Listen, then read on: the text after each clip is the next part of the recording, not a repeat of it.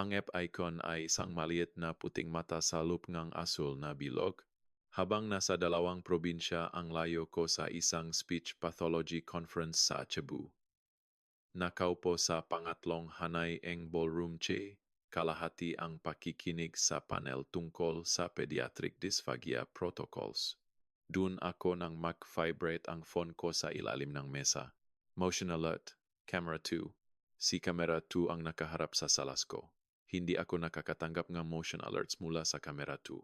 Si camera 1 ang nahuhuli sa delivery driver sa harapan. Mga pusa sa kapitbahay. Ang daga na natutong buksan ang recycling bin. Si camera 3 ang sumasaklaw sa likod na pinto, pero si camera 2 ay nasa loob. Walang naktitrigger nito maliban kung may nakatayo sa gitna ng bahay ko. Binuksan ko ang app sa ilalim ng mesa. Parang pagtingin sa text na ayaw mong makitang katabi mo. Maliit ang thumbnail. Isang figura sa salas ko. Bahagyang blur dahil sa galaw. Mapusyaw na buhok. May daladalang kahon. Tinap ko ito. At pinanood ko ang kapatid ko na inilapak ang kahon sa coffee table ko, hinugot ang phone niya. At tinawagan ang isang tao habang nakatayo sa roof. Na nabili ko sa garage sale sa 43 D Street. Yung daladala ko mag-isa sa kotse ko dahil walang kasama. At umulan. At hindi ko inintindi dahil eksaktong shade and green na hinahanap ko. Nakatayo siya sa rug na iyon at sa sapatos na hindi ko kilala at nagsalita sa phone, tumatawa ng casual, comfortable. Ang tiyak na tono ng isang taong nakapagdesisyon na sa kinalabasan. Inilagay na ang abogado ni tatay sa pangalan ko. Hindi na niya kami matatanggal.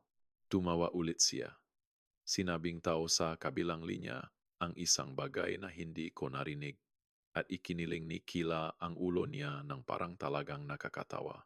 Hindi nervyos, hindi guilty, nakakaaliw. Pinanood ko ang clip ng isang beses. Pagkatapos muli. Pagkatapos sa pangatlong pagkakataon. Hindi dahil hindi ko naiintindihan ang nakikita ko, kundi dahil gusto ko ang eksaktong timestamp. 2:17 p.m. Philippine Time, March 12. Ininood ko ito tulad na paunood ko sa sesyon observasyon sa klinik. Petsa. Oras. Naupapakita na behavior. Konteksto.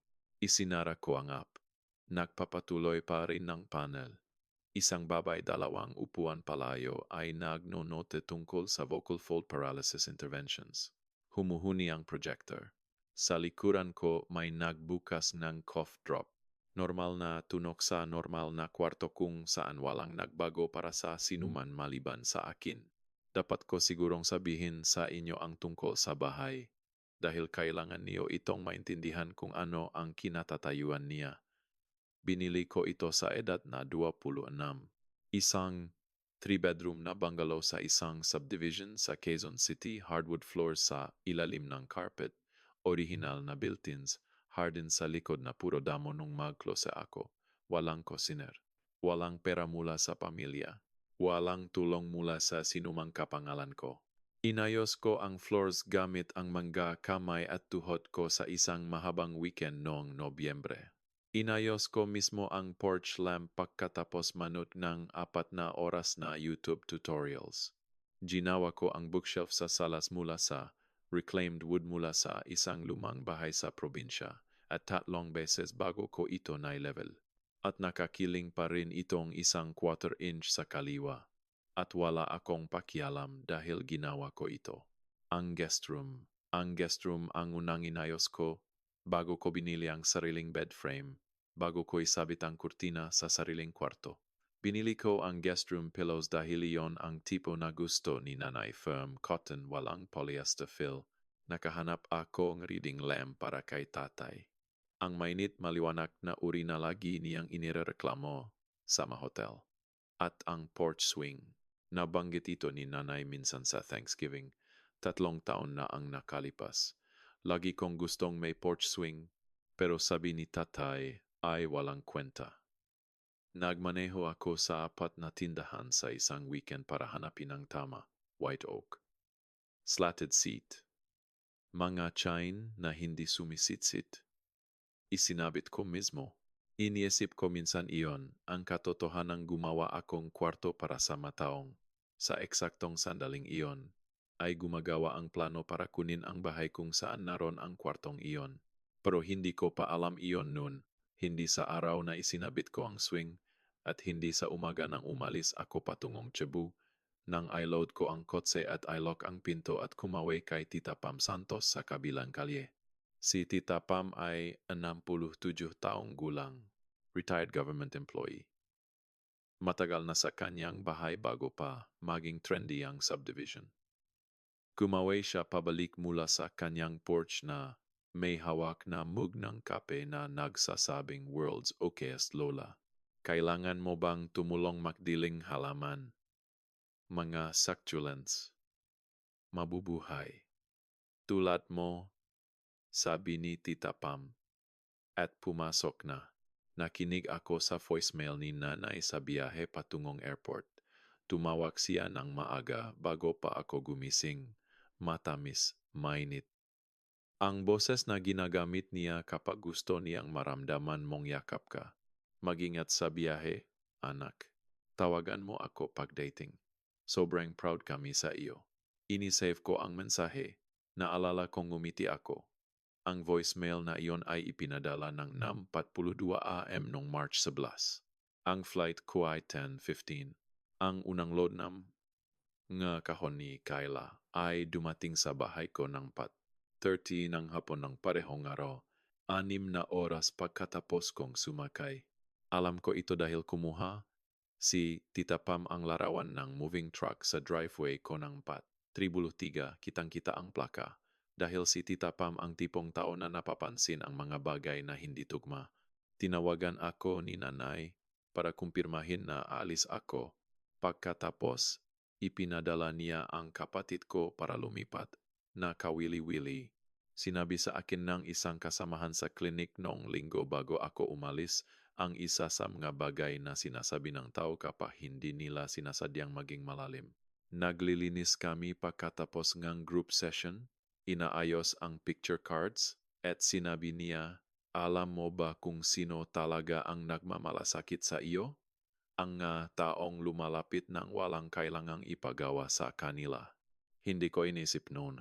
Busy ako sa pagpak para sa conference, pag-check sa baterya ng kamera, pagtiyak na malinis ang guest room sheets, sakaling gustong bumisita sina nanay habang wala ako.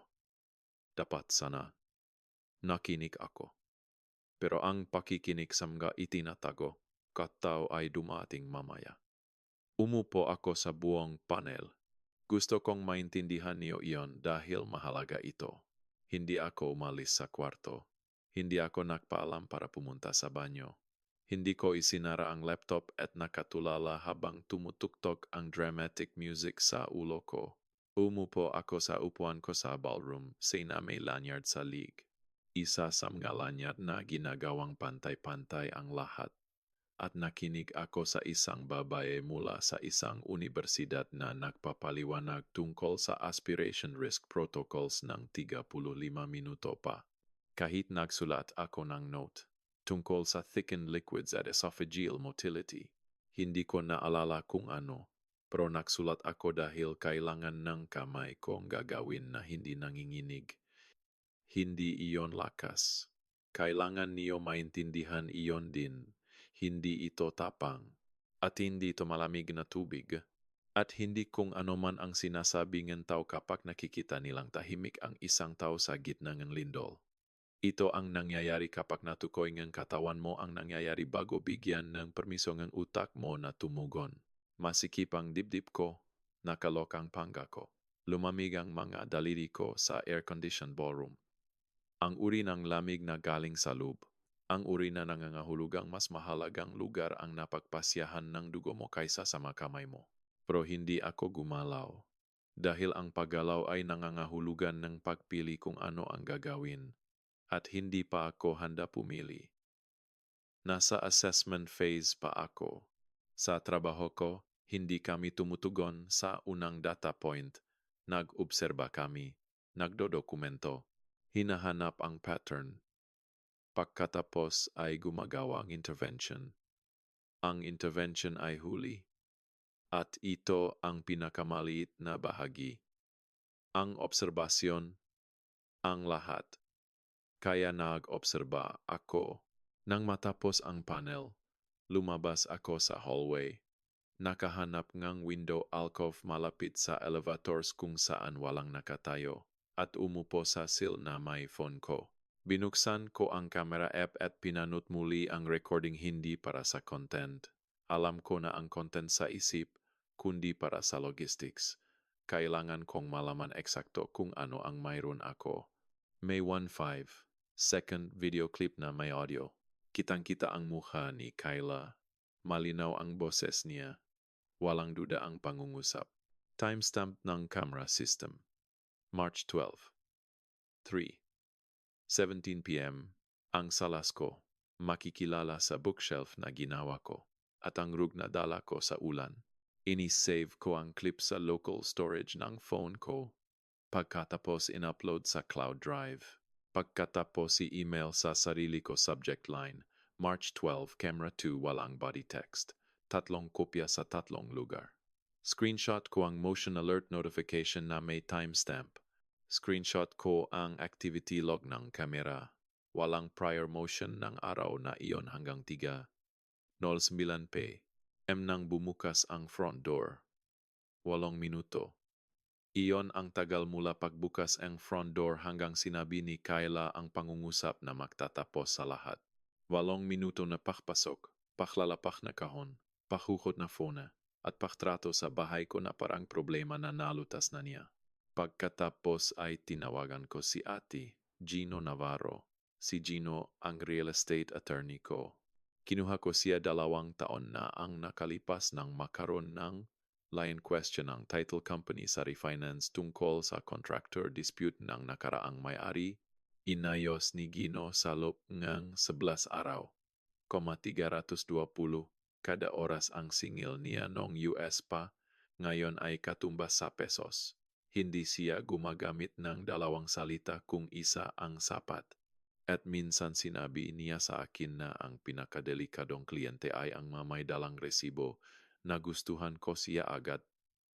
Sinagot niya sa pangalawang ring, Gino, si Lira, Alcantara ito.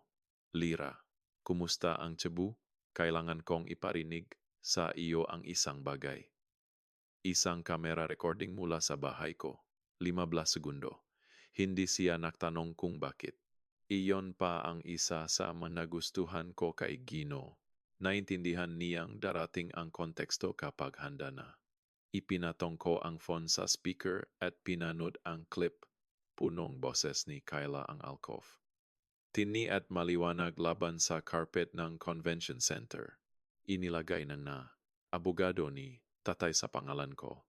Hindi na niya kami matatanggal. Pagkatapos ay katahimikan.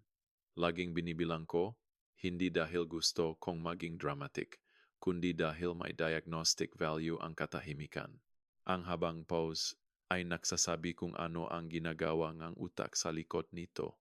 2 segundo ay processing. 5 segundo ay recalculating. Higit sa 10 ay nangangahulugan na nakapagdesisyon na ang tao sa isang bagay na pinipili niyang salitaing mabuti. 11 segundo ang pause ni Hino. Ito ay kriminal, sabi niya. Hindi civil. Criminal. Hindi ako sumagot. Gusto ko ang susunod na pangungusap. Forgery of a real property instrument ay felony sa ilalim ng Revised Penal Code. Kung may nag-file ng fraudulent deed at iyon ang tunog nito, tinitingnan natin ang forgery. Filing false documents at depende sa dami ng kasangkot, conspiracy, pumili siyang isa pang pause. Mas maikli, 3 segundo. Gaano karaming oras ang gusto mong bigyan sila bago mag-file? Wala. Mabuti. Bumalik ka sa Quezon City, dalhin ang recording. Huwag tumawag sa kanila. Huwag mag-text. Huwag pumunta muna sa bahay. Pumunta sa opisina ko.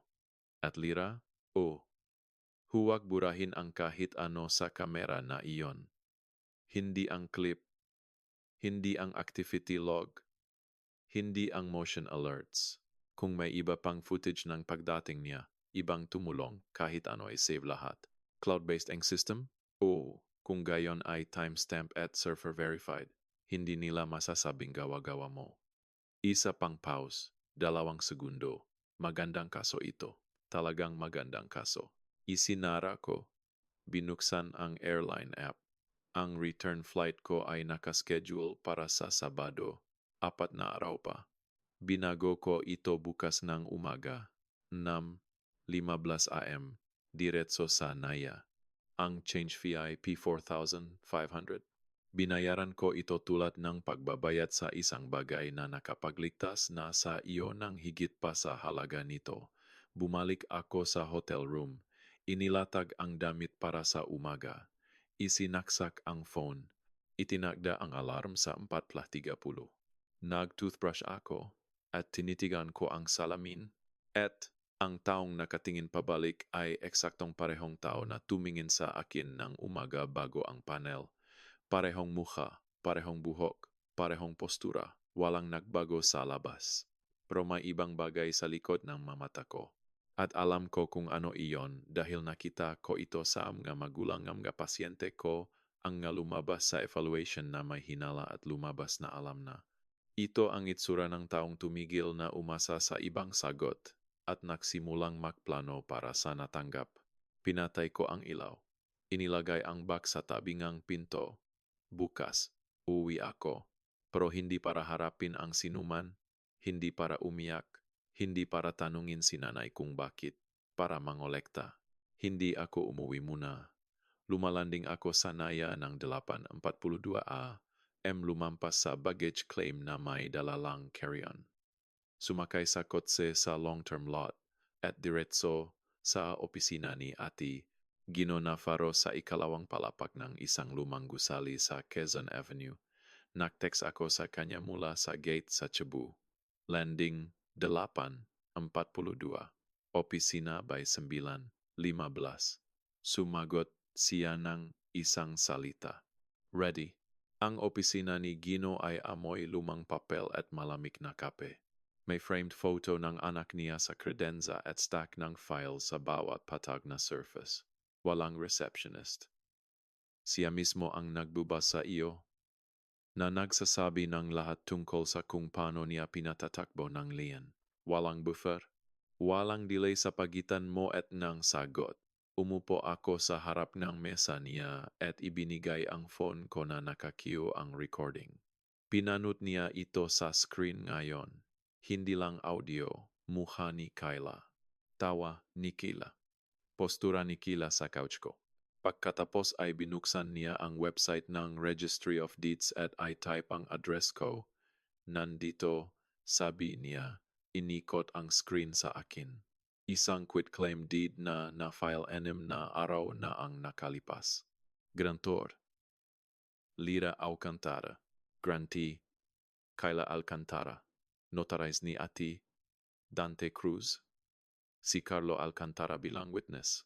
Tiningnan ko ang signature line. Mali ang loops. Ang ko ay walang buntot hindi kailanman. Mula nung 12 anyos ako at nagdesisyon na walang kwenta ang buntot. May buntot ang na ito na kulot tulad ng sa cursive textbook. Ang nag-forge ay hindi sapat na kilala ako para kopyahin ang sulat kamay ko na nagsasabi ngang lahat tungkol sa kung gaano kaunti ang atensyon na binigay ngang pamilya ko sa nakaraang 29 taon. Andi yon ang signature ko, sabi ko. Alam ko, sabi ni Gino. At iyon ang dahilan kung bakit. Hindi ito family argument. Ito ay forgery. Felony sa ilalim ng Revised Penal Code.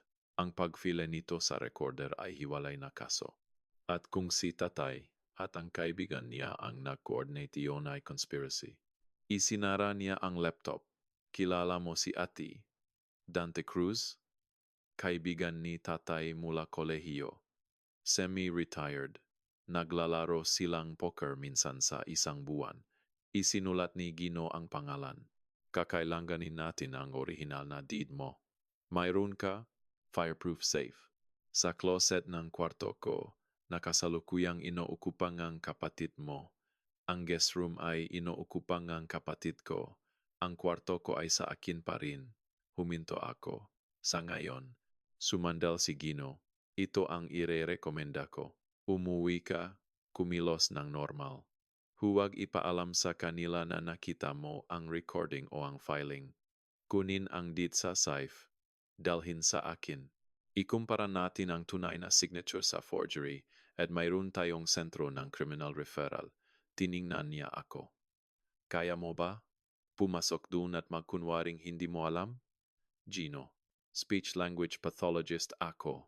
Nakatayo ako sa 3 oras na EAP meetings kasama ang mga magulang na nagsisinungaling tungkol sa environment sa bahay habang may clinical data ako sa folder ko. Kaya ko ang normal. Halos ngumiti siya. Halos, nakmaneho ako patungong bahay ko ng 10:00. Nasa driveway ang puting kotse ni Kyla. Naka-park ng pahilis, ang paraan niyang pagpark sa lahat, na parang ang katumpakan ay para sa iba. May kurtina sa front window na hindi ko binili. Floral. Sheer. Parang mula sa clearance sa department store, malamang. Dahil si Kyla ay hindi kailanman nagbayad ng full price sa kahit ano sa buhay niya, kabilang ang bahay na kanyang inuupahan ngayon. Nagpark ako sa koye, lumakat sa harap ng sariling hagdan ko. Conference bag sa balikat, parang normal na uwi mula sa biyahe.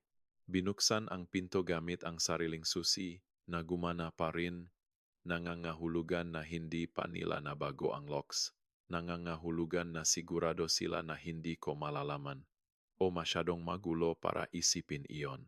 Parehong nakakainsulto. Nasa couch si Kyla. Ang couch ko. Tumingala siya mula sa phone. Ang paraan ng pagtingin kapag nagre-refill ang waiter ng tubig acknowledging presence. Hindi ang tao. Oh, maaga ka palang nakauwi. Ngumiti siya. Casual. Parehong iti sa recording natapos ng maga ang conference. Iniskip ko ang huling panel. Inilagay ko ang bag. Tiningnan ang paligid. Bagong throw pillows sa couch. Isang kumot na hindi ko kilala sa armchair na iniwan sa akin ni Lola. Isang kandila sa side table, vanilla at bergamot. Ang amoy ngang isang taong nagpapakomportable sa isang tahanan na hindi sa kanya. Nasa kusina si nanay. Sabi ni Kila, bumalik sa phone. Siyempre, si Stella Alcantara ay nakatayo sa kitchen island ko. Nagayos ng groceries sa refrigerator ko. Lumapit siya nang pumasok ako at ang mukha niya ay gumawa ng isang bagay na nakita ko sa daandang parent conferences. Ang mabilis na recalibration ng isang taong nag-adjust ng presentation para tumugma sa audience. Anak, umuwi ka na. Niyakap niya ako. Ininot ko ang tagal. 2 segundo. Standard ay 3 hanggang 4 para sa isang nanay na hindi nakita ang anak sa isang linggo. 2 segundo ay ang habangang yakap kung saan ginagawang mabraso ang inasahan, pero ang katawan ay iniisip na ang susunod na gawain. Naisip kong tulungan si Kyla na magsettle habang wala ka, sabi niya, habang inaabot ang latang sopas. Aking kabinet, aking shelf. Wala na naman siyang matirhan, at alam kong hindi ka mag-iisip ng masama. Tiningnan ko sa likod ng balikat niya, sa hallway. Bukas ang pinto ng guest room, lumapit ako. Mga damit ni Kyla sa closet. Maga-throw pillows niya sa kama. Pinalitan ang firm cotton na binili ko para kay nanay.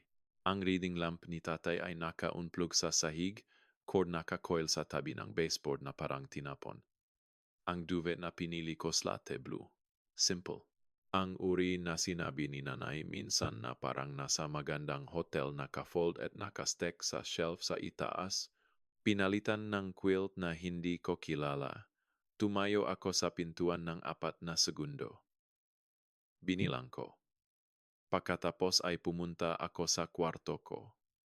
Binuksan ang closet. Binuksan ang fireproof safe combination lock. 4 na digit. Taon ng graduation ko.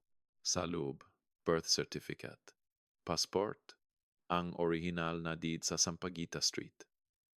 Pirma ko, notarize ng tunay na notary, witness ng title company.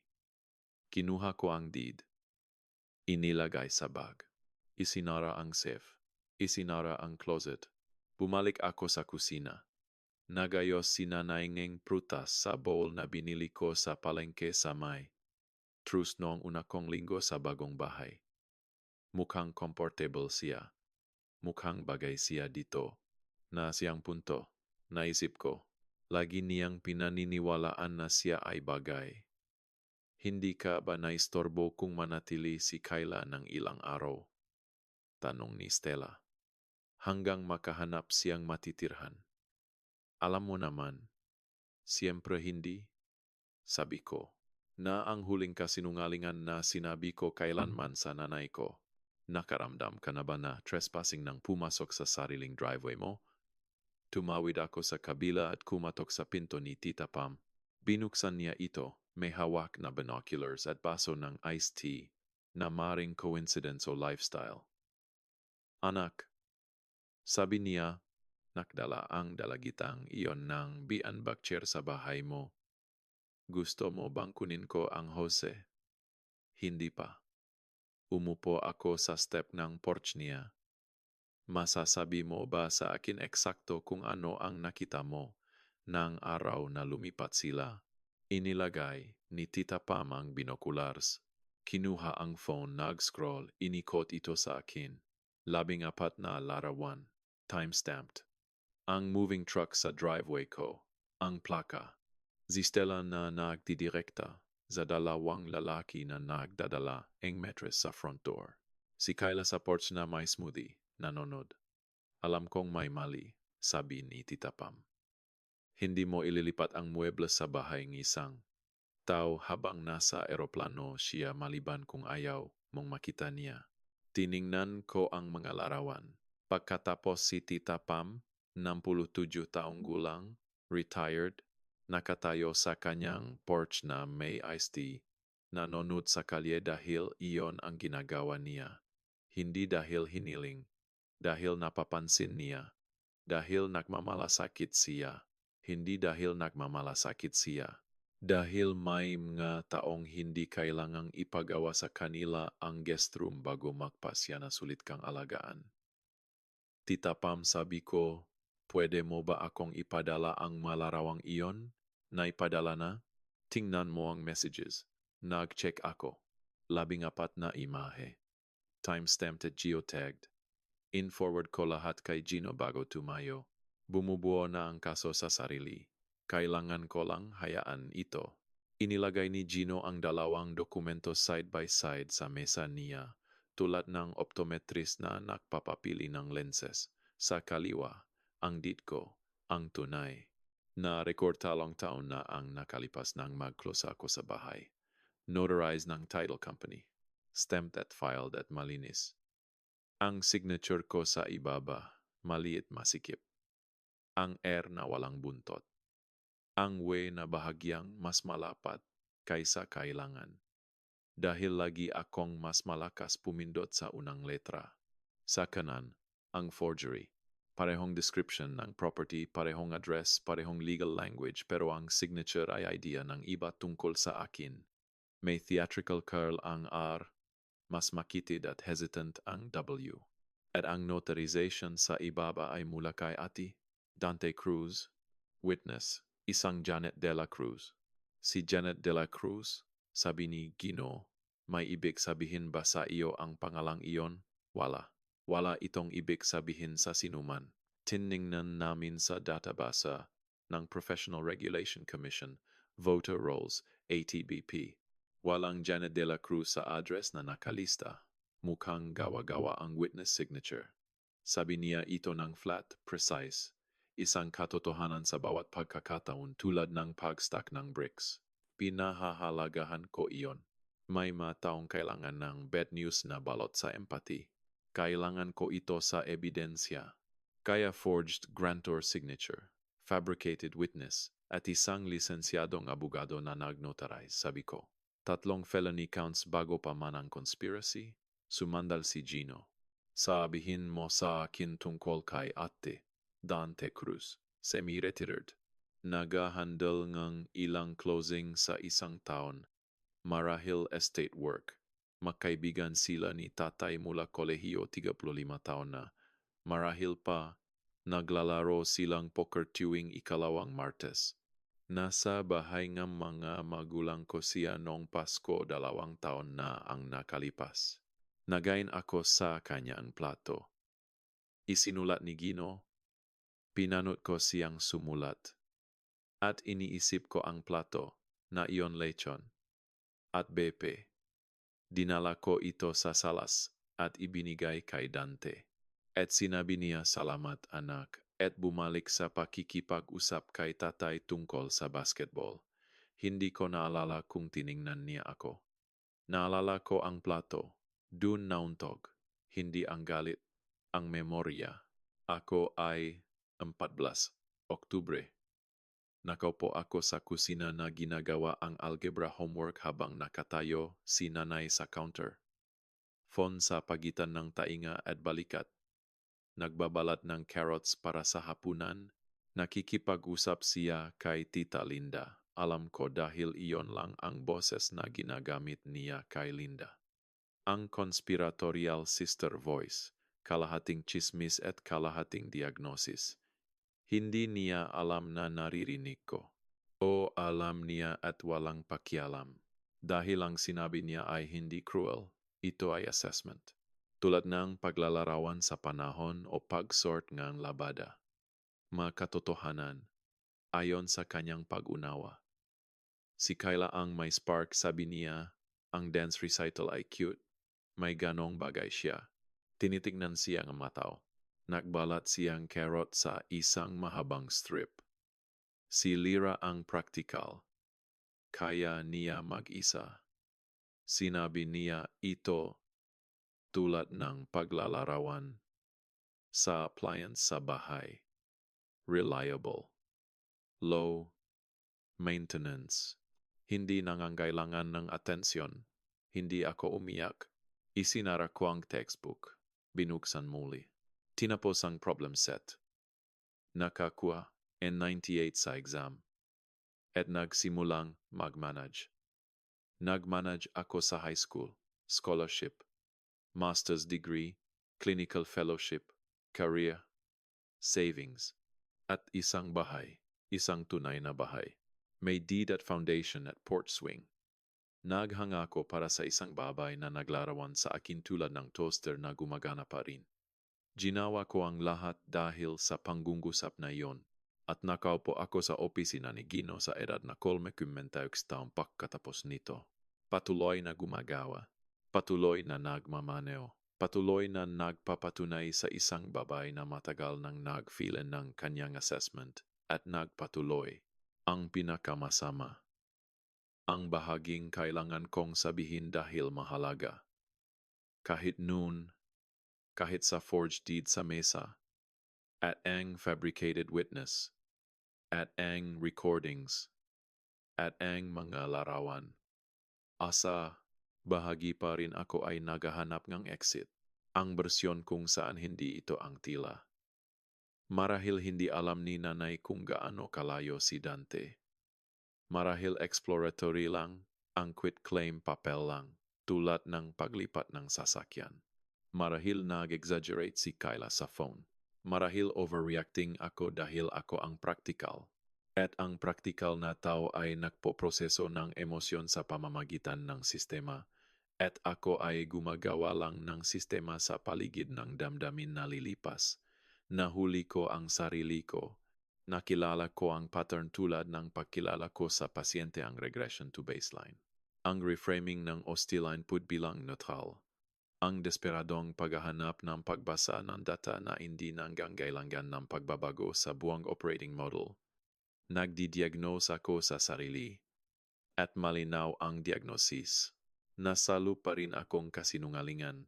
Naniniwala pa rin na kung magmamaneho ako ng husto, makikita nila ako. Patuloy na binibigyang kahulugan ang kanilang pag-ugali sa filter nga 14 anyos na batang akala niya ang problema ay hindi pa sapat ang ginawa niya. Kinuha ko ang phone. Tinawagan si tatay. Pinanatili na casual. Parang pag-check sa pressure point magaan na haplos. Panorin ang pakirot. Hoy tatay, maaga akong nakawi mula Cebu. May nakita akong mail mula sa law office. Okay lang ba lahat? Ang boses ni Carlo Alcantara ay mapang lahat ng sinusubukang itago niya. Ganon siya sa buong buhay ko. Isang lalaki na nagkokomunikasyon sa mga gaps, sa espasyo sa pagitan ng mga salita, sa mga subject na binabago, at eye contact na iniwasan. Ginugol ko ang karir ko sa pagbasa ng mga iniwan ng tao. Si tatay ang unang case study ko. O malamang estate planning lang ng nai mo. Alam mo naman, inayos ang mga bagay. Walang dapat ipag-alala. Estate planning? Ulit ko. Para kaninong estate? Katahimikan. Binilang ko. 1, 2, 3, 4, 5, 6, 7. 7 segundo. Sa trabaho ko, diagnostic iyon. 7 segundong pause pagkatapos na direktang tanong ay nangangahulugan na natukoy ng tao na nasa sitwasyon siyang hindi handa at naghahanap ng sagot na responsive at evasive. Ito ang verbal equivalent ng panunod sa isang tao na naghahanap ng exit sa kwarto na may isang pinto. Lira, hindi iyon ang, siga, tatay, pinanatili ko ang boses na Evan, clinical. Parehong tono kapag nahihirapan ang bata at kailangan nilang maramdaman na ligtas na subukan muli. Trust ko sa iyo. Huminga siyang malalim. Relief. Isang lalaki na kakawala lang sa kawit na hindi niya alam na nasa kanya. Isinara ko. Pagkatapos binuksan ang voicemail. Hanapin ang mensahe ni nanay nung March 11. Ang iniwan niya ng umaga bago ang flight ko patungong Cebu. Mag-ingat sa biyahe, anak. Sobrang proud kami. Pinanood ko muli. Pakinggan ang init, ang practiced softness, ang performance ng babaeng tumawag para kumpirmahin ang oras ng pag-alis para masimulan ang orasan. Indilet ko ito. Hindi dramatic. Hindi nanginginig o may pag-alinlangan. Tinap ang voicemail. Tinap delete. Tinap confirm. 3 tap. Parang pag-clear ng notification na hindi na applicable. Pagkatapos tinawagan ko si Gino. Fabricated ang witness, forged ang signature. At nagsinunggaling si tatay sa phone. Ano ang susunod? Susunod, sabi ni Gino. Kukunin natin ang notarization records ni Dante sa nakaraang 5 taon. Kung nagawa na niya ito dati, hindi lang ang mamagulang mo ang kliyente niya. At kung hindi, interesado ang prosecutor dito, isinara ko, umupo sa kotse. Inilagay ang 2 kamay sa manibela sa tenant 2, ang itinuro ni tatay ng 16 ako. Ang isang kapaki-pakinabang na bagay na ibinigay niya. At iniisip ko, 7 segundo, tatay. Iyon lang ang kailangan. Nagmaneho ako sa harap ngang bahay ng gabi. Hindi planado. Galing ako sa opisina ni Gino. At dumaan ang ruta sa subdivision. At lumiko ang nga kamay ko bago mahuli ngang utak. Na ang uri ng yayari kapag alam ng katawan ng isang bagay na pinag-usapan pa ng isip. Dusk, ang partikular na oras sa unang bahaging Marso, kung saan hindi makapagdesisyon ang langit kung gabi na o sumusuko lang sa hapon, nakabukas ang streetlights, pero hindi pa lubusang nawawala ang araw, kaya 2 anino ang lahat. Isa mula sa ilaw sa itaas, isa mula sa likod. Mukhang laging ganon ang bahay ko mula sa kalye. White siding, green shutters. Ang porch na in-repaint ko noong Setyembre. Pero naka-on ang porch light. Lagi kong iniwan ito kapag may inaasahan. Naiwan ito ni Kyla dahil sa habit. Hindi kanyang habit, kundi akin. Sinipsip niya ang gesture tulad ng pagsipsip ng muebles. Matagal kang nakatira sa espasyo ngang iba at ang kanilang pattern ay parang sa iyo na. Sa pamamagitan ng bintanang salas, nakita ko siya. Paa sa couch, TV on. Plato sa coffee table, ang coffee table ko. Kinakain niya ang isang bagay. comfortable, nakasettle. Ang postura ng taong naniniwalang bagay siya kung nasaan siya. Pinatay ko ang makina, umupo sa dilim, at inisip ang guest room. Hindi ang guest room gayon, mga throw pillows ni Kyla, damit niya, lamp ni tatay sa sahig. Iniisip ko ang guest room nang ginawa ko ito. 3 taon na ang nakalipas, unang kwarto na tinapos ko, gusto kong maunawaan niyo. Dahil iyon ang bahaging mahalaga. Lumipat ako sa bahay na may mattress sa sahig ng master bedroom, folding chair sa kusina, at coffee maker mula pa kolehiyo. Walang couch sa loob ng 3 linggo. Kumain ako sa sahig sa 1 buwan. Pero ang guest room, may sheets sa kama sa 2 araw. Nagmaneho ako sa 3 tindahan para hanapin ang pillows na gusto ni nanay. Firm, cotton, walang polyester. Alam ko dahil nabanggit niya minsan. 4 na taon bago ko binili ang bahay. Sa usapan na hindi ko dapat matandaan, pero naalala ko, lagi akong naalala. Ang reading lamp para kay tatay mainit na ilaw. Adjustable. Ang uri na sinabi niyang hindi nakuha ng hotels, nakita ko online. Binayaran ang expedited shipping. Inilagay sa nightstand sa angle na gusto niya na alam ko dahil pinanood ko siyang mag-adjust ng hotel lamp sa buong pagkabata ko. Ang porch swing, Thanksgiving 3 taon na ang nakalipas. Si nanay, kalahati sa pangalawang baso ang alak. Lagi kong gustong may porch swing, pero sabi ni tatay walang kwenta. Sinabi niya sa walang partikular, malamang nakalimutan niya pag-dessert. Hindi ako nakalimot. Ginugol ko ang susunod na weekend sa pagmaneho sa 4 na tindahan, pagkumpara ng wood, pag-check ng weight, pagbasang reviews mula sa mga babaeng katulad ni nanay, white oak, slatted seat, chains na hindi sumisitsit. Isinabit ko mismo ng linggo ng hapon habang nanonood si Tita Pam at nagalok na hawakan ang ladder.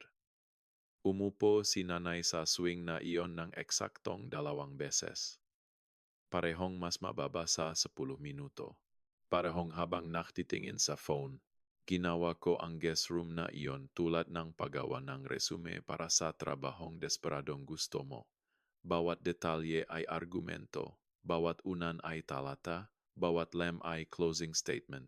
Makita niyo ako. Makita niyo ang ginawa ko. Makita niyo na hindi lang ako ang praktikal. Ako ang nagbibigayng pansin. Ang naalala. Ang gumagawang kwarto para sa mga taong hindi humingi. Dahil akala ko kung perpekto ang kwarto, baka manatili sila. Hindi sila nanatili. Inilipat nila ang iba. At nakaupo sa kotse ko sa dilim, nanonood sa kapatid ko na kumakain sa couch ko sa bahay na ginawa ko. Para makuha ang pagmamahal na hindi kailanman darating, narinig ko na sa wakas. Hindi ang boses ni nanay. Sarili ko. Nakita nila ang bahay, pero hindi nila ako nakita sa loob nito. Hindi biglang nawasak ang kasinungalingan. Hindi ganun. Ito ay tumiklop. Dahan-dahan tulad ng bahay ng kart sa kwarto na binuksan ang bintana. Isang paniniwala na nakasandal sa isa. At nang tumumba ang una, lahat ay sumunod. Bawat justification, bawat excuse, bawat marahil hindi niya sinasadya. Tumiklop sila ng flat at tahimik. At nakaupo ako sa kotse at pinanood silang umalis na may parehong clinical detachment na dala ko sa lahat. Maliban ngayon, ang pasyente ay ako. At ang diagnosis ay 15 taon na overdue. Kinuha ko ang phone. Tinawagan si Gino. I-file lahat. Huminto siya. Hindi matagal 2 segundo. Sigurado ka, kapag gumalaw na ito, hindi na ititigil. Lira, mga magulang mo ito. Sila sabi ko, ngayon ay respondents na. Tahimik si Gino sandali. Pagkatapos, mayroon akong criminal referral sa prosecutor bukas ng hapon. Civil complaint para i-void ang deed filed ng sabay. Bar complaint laban kay Dante bukas ng umaga. Lahat ng 3 ng sabay, kung istagger. May oras silang mag-coordinate. Kung sabay, malalaman ng bawat isa mula sa sariling abogado, hindi sa isa't isa. Hindi sila makakagawa ng kwento kung hindi nila alam kung aling kwento. Halos ngumiti ako. Halos. Sa anong punto ang loyalty sa pamilya ay nagiging pinto na binubuksan mo para sa mataong nananakaw sa iyo? Iniisip ko iyon habang nakmamaneho patungong furnished apartment na inuupahan ko mula nang bumalik mula Cebu. Temporary, beige walls, art ng iba, kusina na may 2 tinidor at kawali na hindi ko ginamit. Hindi sa akin at hindi na kailangan. Holding pattern ito. At mahusay ako sa holding patterns. Iyon ang ginagawa ang praktikal. Pero iniisip ko rin ang iba. Ang sinabi nga kasamahan ko nung linggo bago Cebu habang nag-ayos ng picture cards. Alam mo ba kung sino talaga ang nagmamalasakit? Ang lumalapit ng walang kailangang ipagawa. Lumapit si Tita Pam na may binoculars at larawan at alok ng hose. Walang nagpagawa kay Tita Pam ng guest room. Walang bumili ng tamang unan, nakita lang niya, napansin. Nagmamalasakit ng libre. Walang kontrata. Walang kwarto na puno ng maingat na piniling muebles na nagsasabing please love me back. Nag-vibrate ang phone. Text mula kay Stella. Anak, mukhang tahimik ka nang bumisita. Okay ka lang ba? Sabi ni Kila, halos 1 oras ka lang. Tawagan mo ako, mahal kita. XO. Binasa ko ng 1 beses, inilagay ang phone. Hindi ako nag-reply. Hindi dahil pinarurusahan ko siya. Dahil wala na akong sasabihin sa babaeng nag-sign ng text ng mahal kita habang nilagdaan ang bahay ko gamit ang forged name. Lalabas ang feelings bukas ng umaga. 3 envelope. 3 institusyon. 3 puntong walang balik. Pinatay ko ang ilaw sa apartment na hindi sa akin. At humiga sa sheets na walang amoy. At iniisip, bukas titigil ako sa pagmamaneo. Bukas magsisimula akong magdesisyon. At sa unang pagkakataon sa 15 taon, ang praktikal ay natulog ng walang ginagawa para sa sinuman. Ang unang tawag ay dumating ng 9:14 antena noong Huwebes. Alam ko dahil nasa pagitan akong pasyente 6 na taong may lateral lisp at 4 na taong may selective mutism at tiningnan ko ang phone sa 8 minutong gap para sa notes. Stella Alcantara, pinabayaan ko sa voicemail. Ang pangalawa ay 9:16, pagkatapos 9:18, 9:21. 4 na tawag sa 7 minuto. Hindi iyon nanay na nagche-check. Iyon ay babaeng kakadiskubre lang na binubungkal ang sistema niyang ginawa. At gusto niyang malaman kung sino ang may hawak ng range. Tinawagan ko siya sa tanghalian. Mula sa kotse ko sa parking lot ng klinik na nakaon ang makina. Dahil gusto kong makakabit at makaalis kapag tumigil itong maging useful. Sinagot niya bago pa matapos ang unang ring. Ano ang ginawa mo, Lira? Nawala ang malambing na boses, ang honey-toned concern, ang performance ng babaang nagte-text ng EXO habang nagfa-file ng forged deeds. Ang natira ay isang bagay na narinig ko dati, pero hindi kailanman sa akin ang raw, operational voice sa ilalim, clipped, matigas. Ang boses na ginagamit niya kapag hindi sumusunod ang mga bagay at kailangang itama ang isang tao. Wala akong ginawa, nanay. Sinabi ko ang totoo, huminto ako. Hayaang magtrabaho ang katahimikan. Nakawili-wili dahil ikaw ang hindi. Tinawagan ka ba ni Dante si tatay sa panik ngayong umaga? Bar complaint? Bar complaint, Lira? Naintindihan mo ba ang ginawa mo? Kaibigan ng pamilya iyon sa 35 taon. At ikaw, nag-notarize siya ng forged deed, nanay. May fabricated witness. Hindi iyon family favor. Felony iyon. Family matter ito. Umakyat ang boses niya. Umakyat ang mga boses kapag alam niyang nagsasalita na natalo na pero hindi pa tinatanggap. Hindi mo isinasama ang abogado sa pamilya. Hindi mo isinasama ang estado sa family business. Ano ba ang problema mo? Ikaw ang nagdala abogado muna, nanay. Si Dante ang pangalan niya. Katahimikan, 3 segundo. Pagkatapos ay nag-pivot siya. Narinig ko ang pag-shift ng gear. Ang rekalibrasyon. Parehong mabilis na adjustment na nakita ko sa mukha niya sa kusina ko nang maaga akong umuwi. Mula galit patungong lungkot sa ilalim ng isang hininga. Ako ang nanay mo, Lira. Dinala kita. Pinalaki kita. Umupo ako sa ospital ng 14 oras nang ipanganak ka. Nakpak akong lunch mo. Nag-drive sa speech camp tuwing Tagara. Speech camp. At ganito ang ganti mo? Sa pagpapadala ng abogado sa sariling nanay. Hindi ako sumagot. Hindi dahil walang salita. Nandun ang masalita organisado, precise, handa. Pero ang katahimikan kapag tama ang pag-deliver ay gumagawa ng bagay na hindi kayang gawin ng salita. Gumagawa itong vacuum. At ang mga nagsasagawa ay laging nagmamadaling punan ito dahil ang katahimikan ay ang tanging audience reaction na hindi nila makokontrol. Puno ni Stella ito. Sa loob ng 43 segundo binilang ko siya ay nagsikal sa justification, guilt, history, sacrifice, at bersyong kung saan siya ang bida at ako ang walang utang na loob na anak na hindi makakita kung gaano karami ang ibinigay. Nabanggit niya ang birth weight ko. Nabanggit ang school play noong 2003. Nabanggit ang halaga ng braces ko, 43 segundo. Walang isa man sa mga segundong iyon ang may apology o pag-acknowledge na may forged deed. Nang huminto siya para huminga, sabi ko, may iba pa ba? Isinara niya. Tumawag si Kyla 20 minuto pagkatapos. Iba ang energy. Umiyak o nagpe-perform na umiyak. Na halos makapareho maliban kung sinanay kang marinig ang pagkakaiba at sinanay ako. Ang tunay ay may irregular breathing.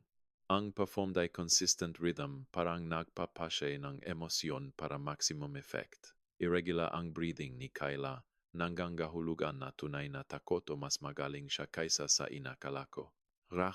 Hindi ko alam na illegal. Sabi ni nanay paperwork lang tulad ng paglipat ng sasakyan. Sabi niyang okay kapag naintindihan mo na sa kamera ka, Kyla. Katahimikan. Nakatayo ka sa salas ko sa ruko at tinawagan ang kaibigan at sinabi, inilagay ng abogado ni tatay sa pangalan ko. Hindi na niya kami matatanggal. Tumatawa ka. Higit pang katahimikan. Tumigil ang irregular breathing na nagsabing lahat. Hindi ko sasabihin sa iyo kung ano ang gagawin, sabi ko, pero kung ako sa iyo kukuha ako ng abogado. Iba sa kay Dante. Isinara ko. Bumalik sa loob. Tinapos ang afternoon sessions. Isinulat ang notes. I-lock ang clinic. Nagmaneho patungong apartment. Na hindi sa akin. Nag-vibrate ang phone sa red light. Tita Pam, update mula sa kabila. Ang blonde ay nagpa-deliver ng pizza sa bahay mo. Sa porch mo, large pepperoni. Gusto mo bang intercept ko? Wala pa akong hapunan at flexible ang morals ko. I type ko pabalik, kainin mo. Isipin mong consulting fee, paborito kong kapitbahay ka. At hindi ko sinasabi para sa pizza. Pumasok ako sa apartment parking at umupo sa kotse sandali. Hindi nag-isip.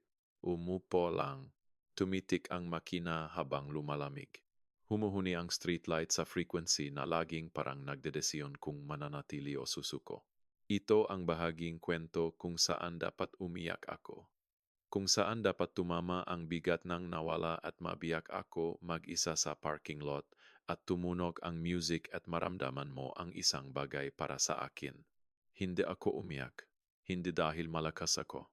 Dahil ang nawala ko isang nanay na nagmamahal sa akin ng kailangan ko ay hindi kailanman mayroon. Hindi mo mag-grief ang isang bagay na hindi umiral. Mag-grief mo lang ang bersyon na ginawa mo sa ulo mo. at 15 taon ko nang ginagawa iyon, at nakita ko na itong tumiklop sa park care sa labas ng bahay ko nung gabi bago. Ang naramdaman ko ay isang bagay na wala akong salita. Ito ang tiyak na emptiness ng kwarto na na-clear ng muebles na akala mo permanent. Hindi malungkot, hindi galit, spatial lang. Parang mas malaki ang square footage ng dibdib ko kaysa dati at hindi pa ako nagdesisyon kung ano ang ilalagay doon. Tumawag ang phone. Gino. Late. Pagkatapos ng 8. Nag-flip si Dante. Sabi niya. Full cooperation. Sworn statement. Nagbibigay siyang complete timeline sino ang lumapit, kailan, ano ang sinabi, ano ang bayad, ano ang bayad. Binigyan siya ni tatay ng ₱100,000 at isang boteng alak, ₱100,000 at boteng alak. Iyon ang halaga ng bahay ko sa pamilya ko. Iyon ang halaga ko. May iba pa, sabi ni Gino. Sa statement niya, inilarawan ni Dante ang unang usapan kay nanay nang unang lumapit tungkol sa dit. Ano ang sinabi niya? Huminto si Gino. Isang segundo. Binabasa niya. Sabi niya, silira ang praktikal. Kakayanin niya. Tahimik ang kotse. Humuhuni ang streetlight. Nasa manibela ang mga kamay ko sa 10 and 2 at tumigil sila, lubusang tumigil. Ang paraan ng pagtigil ng makamay kapag natanggap ng katawan ang impormasyon na hindi pa handa ang utak, pero ang nervous system ay alam na ang praktikal, kakayanin niya. Parehong pangungusap, 29 taon ang pagitan. Minsan kay Tita Linda noong Oktubre. Minsan kay Dante sa request na nakawin ng bahay ko. Hindi kailanman nagbago ang assessment ni nanay sa akin. Hindi isang beses. Hindi sa 29 taon. Nagkaroon akong career, at bahay at buhay, at wala sa iyon ang gumalaw ng karayom kahit isang fraction. Ako pa rin ang praktikal, ako pa rin ang magmamaneho, ako pa rin ang appliance na gumagana. Lira, sabi ni Gino, nandito ka pa, nandito ako. Ano ang susunod? Gusto kitain ng prosecutor. Bukas, 10 a.m. Dalhin lahat. Nandito ako 9:45. Isinara ko. Pinatay ang kotse. Pumasok. Nagtimpla ng tsaa sa kettle ng iba sa kusina ng iba. At tumayo sa counter na hawak ang mung ng 2 kamay. At iniisip. Kakayanin niya. At sa unang pagkakataon, mali si nanay. Hindi dahil hindi ako ayos, kundi dahil ang kakayanin ay nangangahulugan ng pagbalik sa dati. At hindi na ako babalik sa praktikal na gumagawa ng guest room para sa mga taong nagpaplano ng nakawin ang bahay. Si Prosecutor Carla Reyes ang pangalan. Mid-50s. Reading glasses sa chain. Handshake na may negosyo. Nakinig siya sa recording ng isang beses, reviewed ang sworn statement ni Dante, at tiningnan ako sa mesa tulad ng surgeon sa x-ray hindi sa simpatya, kundi sa profesional na kalinawan. Malinis ito, sabi niya kay Gino. Ang forgery lang ay sapat na. Ang fabricated witness ay nagpapahusay at ang cooperation statement ay nagbibigay ng chain of command. Tumingin siya sa akin. Si nanay ang nagumpisa. Ayon sa testimonya ni Dante at ang involvement ni tatay. Siya ang nagbigay ng koneksyon kay Dante. Siya ang witness sa forged deed. At nang tanungin ko sa phone nagsinungaling siya. Huminto ako. May call log ako. 4 na segundo ng katahimikan bago ang sinunggaling kung useful iyon. Halos ngumiti si Reyes. Kukunin namin ang call log. Ibinigay ni Gino ang buong file lahat. Organized chronologically tulad ng inayos ko para sa kanya, ang camera recording. Motion alert timestamps. 14 na larawan ni Tita Pam. Ang voicemail analysis na nagpapakita na kinumpirma ni nanay ang schedule ko 6 na oras bago ang paglipat. Ang original na deed, katabi ng forgery. Signatures side by side. Ang statement ni Dante, 18 pahina. Nagdedetalye ang 14 buwan na koordinasyon, 14 buwan. Iyon ang numero na patuloy na bumabalik sa akin. Hindi ang felony counts. Hindi ang fabricated witness. Hindi ang pone 100,000 at alak. 14 buwan. Si Stella Alcantara ay nagplano nito ng mahigit isang taon. Umupo siya sa harap ko sa Thanksgiving dinner. Aking mesa, aking lechon, aking rolls mula sa simula, at nakalkula. Tinawagan niya ako sa birthday at sinabing sobrang proud sa babaeng naging ako at nakipag-ugnayan na kay Dante. Nag-text ng mahal kita XO at pinili na ang buwan. Iniisip ko ang sinabi nga statement ni Dante ang bahaging binasa ni Gino sa phone nung gabi bago pero ngayon nakita ko sa print sa unang pagkakataon. Pahina 6, talata 3. Nga salita ni Stella kay Dante ng unang imungkahi ang deed transfer. Hindi lalaban si Lira. Hindi siya lumalaban. Siya ang praktikal. Iyak at magpapatuloy. Binasa ko ng 2 beses. Hindi dahil kailangan kong intindihin, kundi dahil gusto kong makita ang mga salita sa type. Itim na tinta sa puting papel. Ang assessment ni nanay sa akin nakapreserba sa sworn legal document permanente at hindi may kakaila. Hindi niya sinabi ng may mali siya. Sinabi niya ng may confidence. Ang confidence na babaeng nag-aral sa anak niya ng girmidokus taon at na konklusyon ng buong katiyakan na ang practical ay absorb nito tulad na lahat tahimik, mahusay, walang eksena. Tama siya sa karamihan, tahimik ako, mahusay ako, walang eksena, gumawa akong kaso. Ang confrontation ay nangyari 2 linggo pagkatapos sa opisina ni Gino. Neutral ground. Iminungkahi ni Gino. Mas ligtas sila sa conference room kaysa courtroom, sabi niya. Mas ligtas na tao ay gumagawa ng mas malalaking pagkakamali. Dumating si Stella sa church outfit niya navy blazer, pearl earrings, ang lipstick na isinusuot kapag gusto niyang seryosohin ng mga taong importante sa kanya. Si Carlo ay nasa likuran niya, bahagyang kaliwa. Ang posisyon na inokupa niya sa buong kasal nila, ang abogado nila. Si Frank de la Rosa, na kinuha pagkatapos tanggihan ng 2 firm, ay pumasok na may leather briefcase at expression ng taong alam kung paano ito matatapos. Umupo sila sa harap namin. Inilagay ni Stella ang makamay sa mesa. Compose. Camera ready. Inaasahan niya ang negosasyon.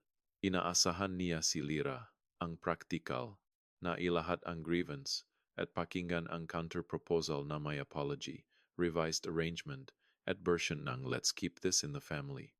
Binuksan ni Gino ang folder, inilagay ang unang dokumento sa mesa, ang forged quitclaim deed.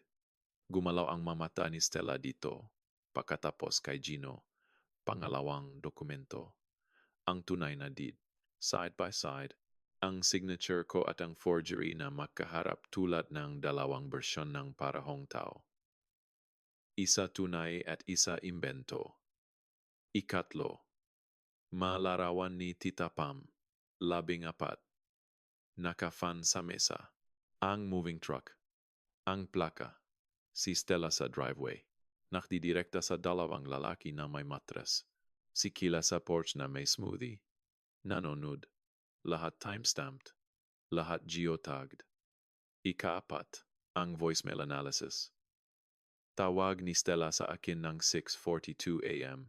Mag-ingat sa biyahe na sinundan ng pagdating ni Kyla ng 4:30 Mesyo ng parehong araw. Timeline na gumuhit ng diretso mula pagmamahal patungong logistics. Ika-5, sworn statement ni Dante, 18 pahina. Inilagay ito ni Gino huli at hinayaang nakaupo. Hindi siya nag-narrate. Hindi nag-explain. Hayaan ang papel na gawin ang ginagawa nito kapag maingat na inayos. Sa precision, ito ang nagsasalita para sa sarili. Tinitigan ni Stella ang mesa. Pinanot ko ang mga kamay niya. Nakaklasp, pero puti ang knuckles. At ang left thumb ay pumipindot ng malakas sa right palm sapat para magiwan ng marka. Alam ko ito dahil sinanay akong panoorin ang mga kamay. Sinasabi ng mga kamay ang itinatago ng mukha. Lumapit si Frank. Bumulong kay Stella. Umiling siya ng isang beses. Matalas. Ang gestur ng babaeng hindi pa handa tanggapin ang sukat ng kwarto na kanyang kinaroroonan. Tiningnan niya ako. Plano mo ito? Sabi niya. Tahimik. Hindi tanong. Plano mo muna, sabi ko. 14 na buwan, ayon kay Dante. Sinungaling iyon. Sinungaling na may resibo. Ang seke mo na pe 100,000 ay nasa pahina 11. Bumukas ang bibig ni Stella. Isinara. Bumukas muli. Ang ritmong taong nawala ang script at hindi pa na-memorize ang understudy. Inilagay ng abogado nila ang kamay sa braso ni Carlo. Hindi nagsalita si Carlo. Nakaupo siya, bahagyang nakatupi. Ang paraan niya kapag si Stella ang kontrol na lagi.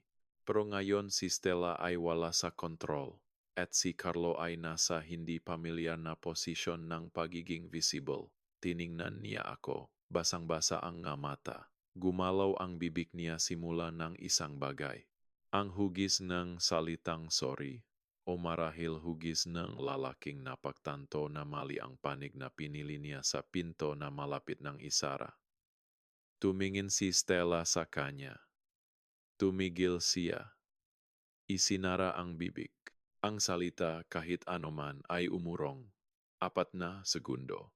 Iyon ang tagal ng konsensya ni Carlo Alcantara. Binilang ko. Lagi akong nagbibilang. Tumingin muli si Stella sa akin. Huling pagtatangka. Nagbago ang boses, hindi mainit, hindi galit, kundi sa pagitan. Ang boses ng babaeng wala ng estratehiya at umaabot sa tanging sandata na natitira. Pagsisihan mo ito, Lira. Kapag mag-isa ka, kapag wala kang sinuman, mamimiss mo ang pamilya. Tiningnan ko siya. Ang nanay ko, ang babaeng nagdala sa akin ng 9 na buwan at nag-assess sa akin ng 29 taon at hindi kailanman nag-revise ng konklusyon. May pamilya ako, sabi ko. Kayo lang ang wala rito. Hindi siya sumagot. Walang sasagutin. Ang pangungusap ay hindi argumento. Ito ay closing statement. Inayos ni Gino ang madokumento. Humingi si De La Rosa ang recess na alam ngang lahat ay surrender. Tumayo muna si Stella, laging una, at lumabas ng hindi lumingon. Sumunod si Carlo. Nasa likuran pa rin. Bahagyang kaliwa pa rin. Lumabas ako pagkatapos nila. Hindi sa likuran. Pagkatapos, may pagkakaiba. Sumabay si Gino sa hallway. Maganda ang takbo. Sabi niya, 11 segundo. Sabi ko, ano? Iyon ang tagal bago mo sabihin na kriminal noong unang iparinig ko sa iyo ang recording. 11 segundo para iundo ang 14 buwan na plano. Tiningnan ko siya. Nasa tingin ko ay sulit pansinin. Tumango si Gino, halos ngumiti muli. Napaka-espesipiko mong tao. Lira, ako ang praktikal. Unang beses kong sinabi ito ng walang pakirot. 3 buwan pagkatapos, pinago ko ang lock sa pangalawang pagkakataon. Hindi dahil kailangan. Ang una ang inirekomenda ni Gino nung isinampa ang charges ay practical. Bagong deadbolt, bagong knob, bagong code sa garage. Tahimik ang locksmith na hindi naktanong na pinahahalagahan ko dahil wala akong sagot na gusto kong ibigay sa estranghero. Iba ang pangalawang pagbabago. Pinili ko mismo ang hardware. Brushed nickel, solid. Isang lock na parang may bagay kapag inikot mo deliberate, may timbang. Ang mechanical satisfaction ng bagay na dinisenyo para sa eksaktong isang trabaho at ginagawa ito ng maayos. Isininstall ko ito ng Sabado ng umaga na may screwdriver at kape at si Tita Pam na nanonood mula sa porch na may unsolicited commentary. Stripping mo ang screw. Hindi ko. Stripping mo at masyado kang stubborn para gamitin ang drill. Tama siya sa screw. Ginamit ko ang drill. Ang legal update. Dahil gusto niyong malaman. Sina Carlo at Stella Alcantara ay inarain sa korte sa Quezon City sa 2 counts bawat isa forgery at filing fraudulent documents. Pending ang kaso nila. Ang maksimum para sa ganitong felony sa Pilipinas ay hanggang 7 taon. Hindi nila makukuha ang maximum. Pero nasa record ang felony charges. At na-void na ang korte ang forged deed. At na-restore at na-insure ang title ko laban sa future claims. At wala sa maiyon ang may babalik ng tawag o lutong bahay o voicemail na nagtatapos sa XO, ang low license ni Ati. Dante Cruz ay nasuspende ng 18 buwan pending full review. Hindi na siya nag-handle ng family favors. Nag-cooperate si Kila sa opisina ng prosecutor. Nakatanggap siya ng 2 taong probation at 80 oras community service.